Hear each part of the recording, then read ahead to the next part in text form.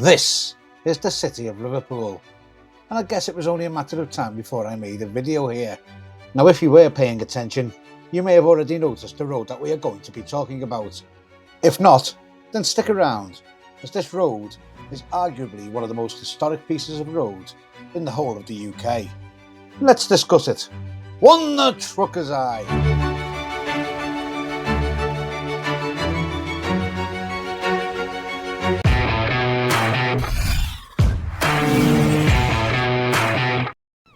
Liverpool, a city famous for very many things, whether that be world-class architecture such as the Three Graces on the waterfront, St George's Hall, the Anglican Cathedral, and a whole plethora of amazing buildings. Not least this building here. This is the Tobacco Warehouse, the Stanley Dock Tobacco Warehouse to give it its full title. It's a Grade 2 listed building and is the world's largest brick warehouse. It was constructed using 27 million bricks. After falling into a state of disrepair, the warehouse is now being redeveloped into stylish housing. One of the things that Liverpool is arguably most famous for is its music scene, the Beatles being probably the most famous band to come out of Liverpool. But they weren't alone. In the 60s you also had people like Jerry and the Pacemakers. I like it, and Billy Fiore. I'm only halfway to paradise. The musical success for the city wasn't just limited to the 1960s. It ploughed on through the 70s with bands such as The Real Thing.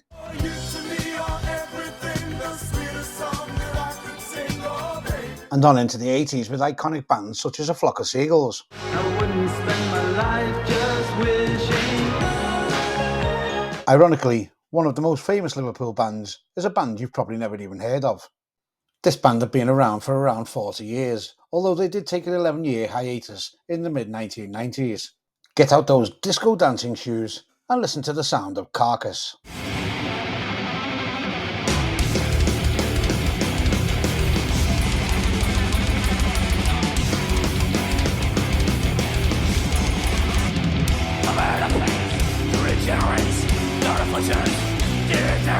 If you ever do visit Liverpool, you'll notice that there's no shortage of pubs, bars or restaurants. One club you must go and see is the most famous club in the world, and that is the Cavern Club on Matthew Street. The club is associated with the Mersey era and regularly played host to the Beatles in their early years. Just across Matthew Street, the Cavern also have a pub. And it's in this pub every single Wednesday and every single Saturday evening you'll find one of the greatest unsung guitar heroes you can ever come across. His name is Paul Capper.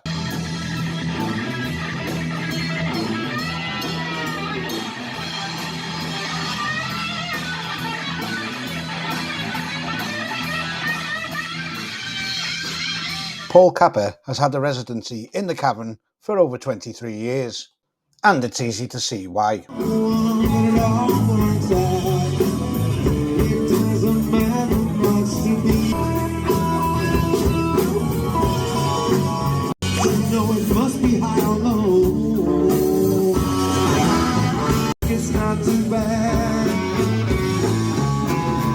Liverpool has been the setting for many feature films. It's also been the setting for many films, even though the film isn't actually set in Liverpool. And we'll talk more about that a bit later on in this video, and you'll see why. But the city of Liverpool is probably more famous for its TV appearances. Programmes you'll all know, such as Brookside.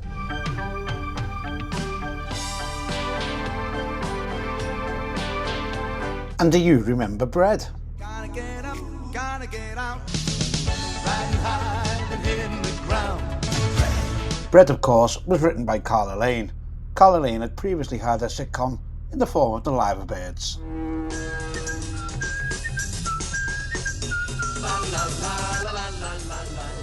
There's also no doubt that Liverpool has more than its fair share of comedians. 200 years ago, this balmy MP, he's sitting along there in Westminster one afternoon, he's got nothing to do. If you know what he thinks I know, he said, I know, I'll invent income tax. I'll invent income tax. And so he did, 200 years ago. In those days, it was tuppence in the pound. I thought it still was. Of course, that's the genius that is Ken Dodd. But Liverpool has hundreds, if not thousands, of amazing comedians. Mick Miller.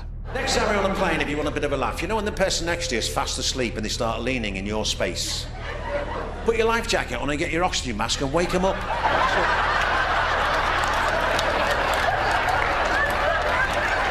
And who can forget Stan Boardman? These fuckers were Messerschmitts. Liverpool as a city has seen many events down the years. Maybe you'll remember the International Garden Festival. And this is the site as we look on the left as we're driving along. The International Garden Festival was held in 1984, and it saw Herculaneum Dock, which had become a waste dump, completely transformed. Queen was in Liverpool today to open the new £30 million garden festival. The site was a wasteland, acres of rubbish dump, disused docks and a derelict oil terminal. A £33 million facelift turned it into a landscaped park the size of 80 football pitches. Like some other areas, of course, it hasn't yet come into its own. It should be at its best round about June. It's fitting that the Queen should be one of the first visitors to the Beatles' maze, because of course she not only met the famous four, but honoured their music. This vessel really must be one of the oddest that Liverpool has ever seen, because although it never sailed at all, it sailed right into the history of music. And would you believe it? That yellow submarine still exists to this very day. If you fly out of Liverpool Airport, you'll see it at the entrance. Just to remind you, the site is on the left, and as you can see, not much has happened with it down the years. But there is a future plan for housing to be built here, moving back to the city centre, and this road that we're on is called the Strand. Obviously people know the Liver buildings in the distance, but on the right you'll find another building, and that is Albion House, and that was the home to the White Star Line. You may recall that the Titanic ship had Liverpool emblazoned on her stern. You get to see that name very clearly in the movie from 1997. And although the Titanic never actually got to visit Liverpool, the ship was registered in that very office on the right hand side. But if you look back on the left hand side, you'll see a building that goes almost unnoticed. But believe it or not, this building is absolutely vital to one of Britain's most iconic roads. This is George's Dock Building. It's a Grade 2 listed building and is located at the pier head, just behind the Port of Liverpool building. As we send the drone over the top of the building, you might think that it looks a bit hollow. And you'd be right, as this is one of the ventilation towers for the FIRST Mersey Tunnel.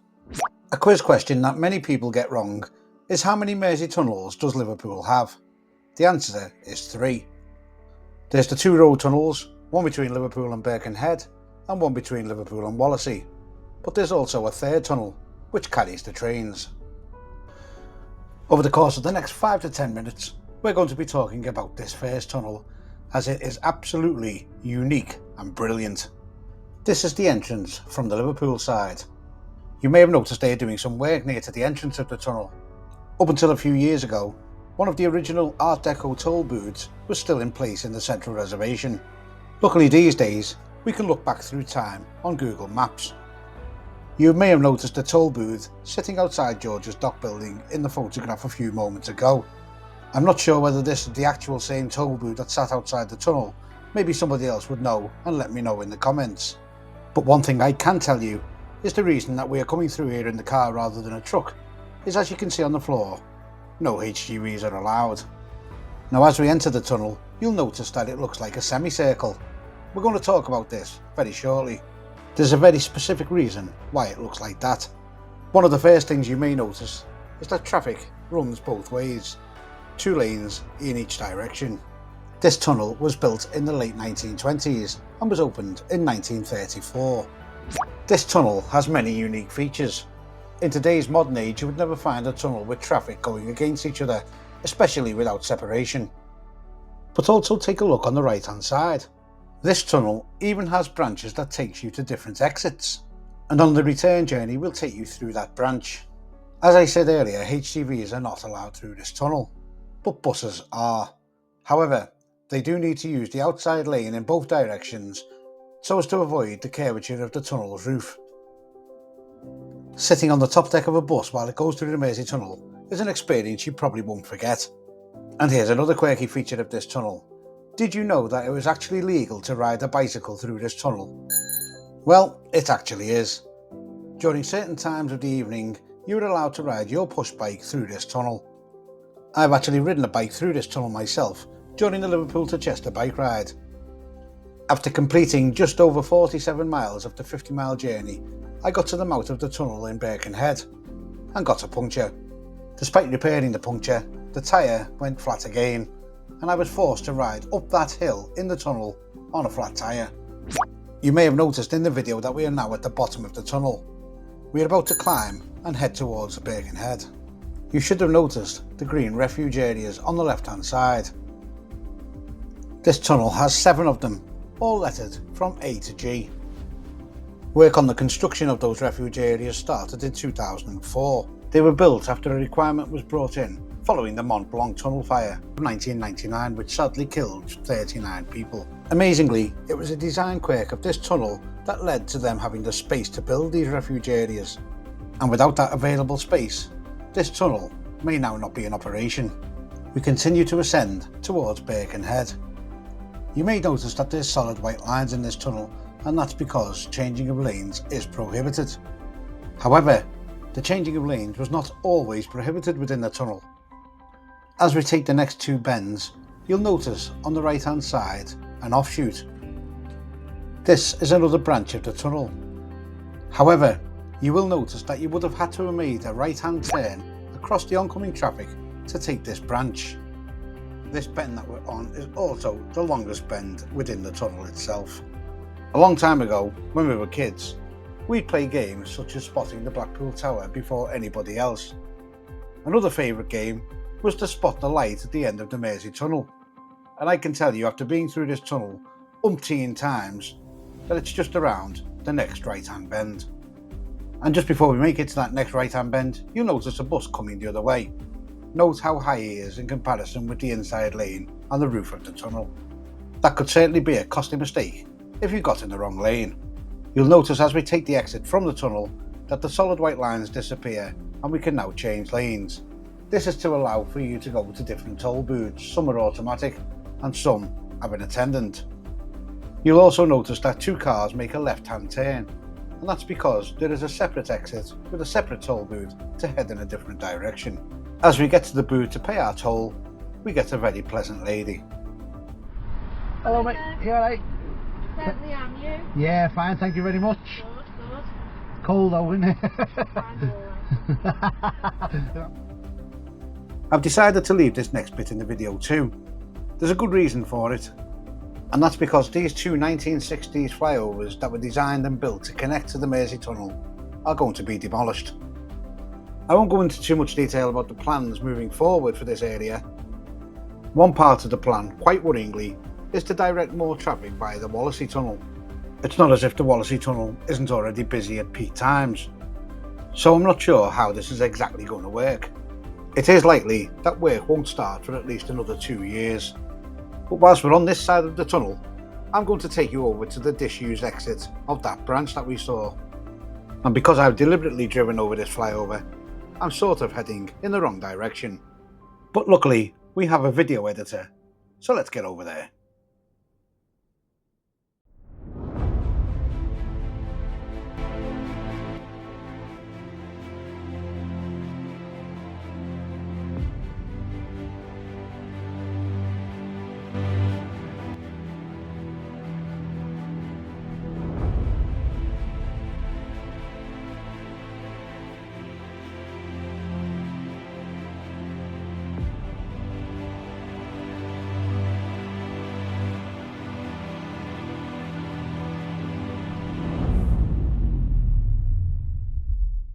This is the disused entrance and exit way for the Mersey Tunnel branch that takes you to Rendell Street in Birkenhead. We've already shown you one ventilation tower at George's Dock on the Liverpool side, and as we pan the camera around, you'll see 2 of the 3 that are on the Birkenhead side. The one on the left is Sydney Street and serves the main tunnel bore on the Birkenhead side, and the one on the right is the Taylor Street ventilation tower. Of course, this is no longer in use with the tunnel branch being closed. The Queensway Tunnel has a total of 6 ventilation towers, 3 on the Birkenhead side and 3 on the Liverpool side. Just in shot now is the Stena Line ferry terminal at 12 Quays, and as we pan the drone round to the right, you'll see the third tower, which is called Woodside.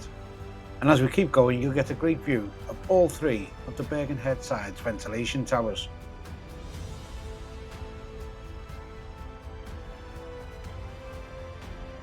We're just about to head back to Liverpool. As you can see on the left, you can see the two flyovers which will be demolished, the toll booths for the tunnel on the Birkenhead side, and of course the tunnel itself. And just here you can see where them two cars made that left turn and headed off in a different direction on the exit of the tunnel. And like I said, let's get back across to the Liverpool side. So at this point we're almost back in Liverpool, and we are in the left lane on purpose, and that's because we're going to take that branch road that we saw a little bit earlier. I don't think there are many tunnels in which you'll be able to do this and make a left-hand turn. Now, even though that left turn I made was done impeccably, if I do say so myself, I'm not sure I took it as well as they did in the film The Fast and Furious 6. I'm taking the contingency. Try to make that left!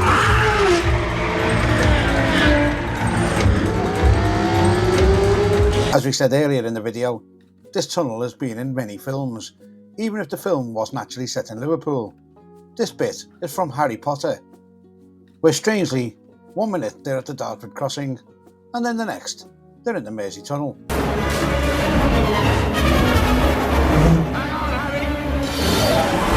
If you're on the ball whilst watching that clip, you'll have noticed that the Mersey Tunnel looks narrower. Look closely at this screenshot. You'll notice that the refuge areas that are on the left have cleverly moved over almost 2 lanes. That's a bit of Hollywood editing right there for you. One thing you don't need to edit though is the view when you come out of this branch of the Mersey Tunnel. The first thing that you see is the Liver building. In this video I have been down in the Mersey Tunnel twice, but it didn't end there. There was one more visit I needed to make into the tunnel.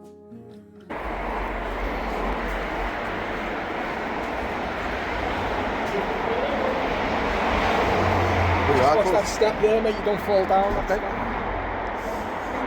This time I was actually on foot as part of the Mersey Tunnel tour. The Mersey Tunnel tour costs just £11, and if you are in Liverpool, I can highly recommend it. I will put a link in the description if you are interested in going on this tour. For those of you who haven't been on this tour, there are plenty of videos showing you online what actually happens on the tour, so I'm not going to go into that in this video in too much detail. But I do want to come back to the thumbnail that I have produced for this video. There is a real reason why I said this is only half a tunnel, because it is. The tunnel itself is just a massive big circle, and the road deck splits that circle in half. To illustrate this, we need to go underneath the road deck. Here we are, having come down a flight of stairs, and you can see the curvature of the bottom half of the tunnel. That is the road deck above our heads. We'll shortly make a right hand turn, and you can see the lower half of the tunnel in all its glory. It really is a tunnel of 2 halves. The original plan being that trams would run on the bottom deck. Ultimately, planning permission was refused, but you may remember me talking about the Mont Blanc tunnel fire back in 1999, and how requirements were put in for each tunnel in Europe to have refuge areas put in. Well, as fate would have it, underneath the road deck was the ideal place for these refuge areas to go. And you'll also get to visit one of the 7 refuge areas on this tour. They don't look very luxurious, but if they do keep you safe in the event of a fire, then that's all you need. Sadly, 17 of the 1,700 men died during the 9 years of construction for this Queensway tunnel. Those 17 men are honoured annually on Workers' Memorial Day. I will be ending this video with a little bit of a memorial to those 17 men. In the meantime, I do hope you've enjoyed this video. If you have enjoyed this video, then please give it a thumbs up, and I'll see you all next time on The Trucker's Eye.